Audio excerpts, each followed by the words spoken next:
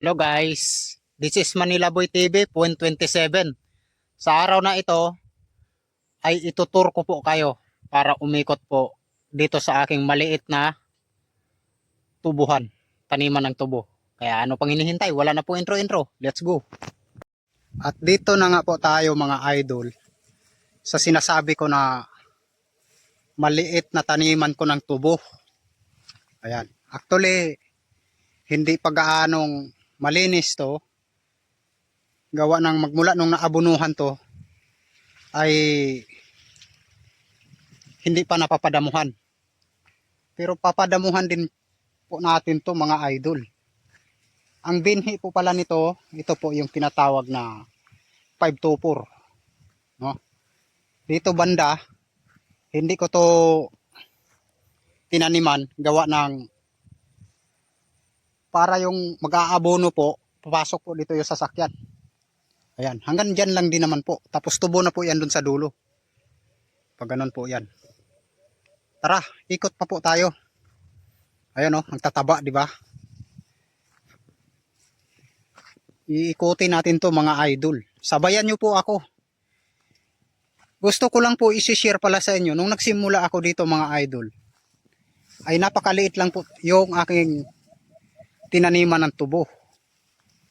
Kasi nga, kumbaga, sample pa lang po. Pero habang tumatagal, ay nagkakaroon po ako ng interest na palalakihan ko po yung aking pagtatanim. Kasi nakikita ko po yung magandang harvest, magandang pagkakitaan po. Kaya naman ako po ay nagpupursige na tataniman ng marami. Ayan, ito mga idol.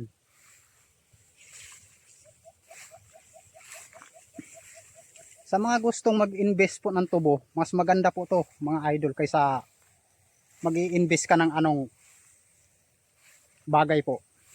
Kasi itong tubo ay malakas po dito sa atin dahil alam naman po natin na ang kadalasan po sa ating lahat ay gumagamit po ng asukal. No?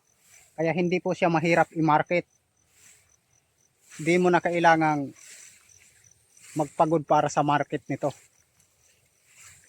Sa taniman pa lang, tiyak na papakyawin na yung iyong tubo. Lalo na pagka ganito kaganda yung tubo. Ito pala yung ano, ito yung 74 natin dito banda. Yan, di ba? Ang ganda, di ba? Kapag pumunta pa tayo dun sa dulo, masyadong malayo yan mga idol. Kaya ang gagawin natin ay babalik tayo dito at iikot tayo dun sa kabila. Abangan nyo. Ayan mga idol. Kasi kung doon tayo, pupunta tayo doon, mahihirapan tayo kung saan tayo lalabas doon, gawa ng malawak po to mga idol. No? Malawak po to. Nasa 8 hektarya po, mahigit itong tinaniman ko ng tubo ngayong taon. Kasi gaya ng sabi ko, last time po, nagtatanim ako ng tubo at doon po ako nagkakaroon ng interest sa pagtatanim ng tubo.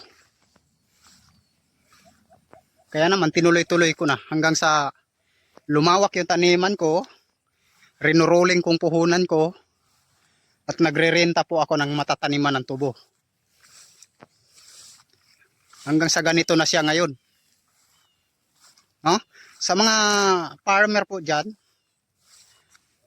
ito po mga idol, swak na swak po to para sa atin sa pagsasaka.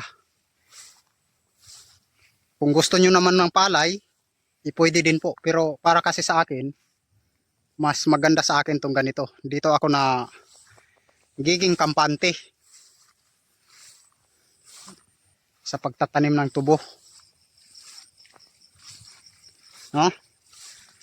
Ayan, shout out po sa lahat at magandang araw po sa inyo dyan.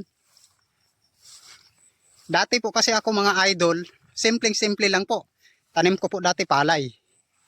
Pero yung mura masyado yung bili sa amin, nilipat ko po sa tubo.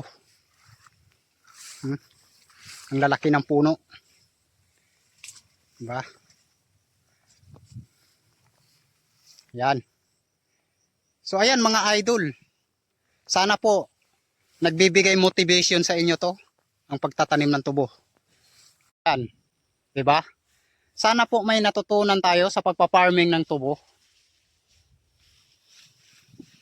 Maganda po siyang investment para sa pagsasaka natin mga idol. Malakas yung kita, lalo na pag maganda yung tubo mo. So hanggang dito lang po mga ka-farmers. Maraming salamat at God bless po sa inyong lahat.